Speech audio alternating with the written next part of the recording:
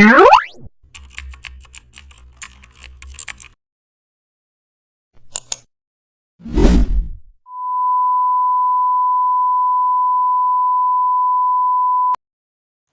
back to the channel, and don't forget to like, share and subscribe for more updates.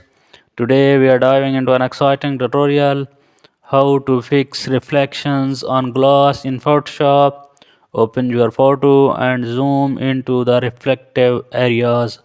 Then select the clone stamp tool and small softness brush. Hold Alt to sample a clean nearby textures.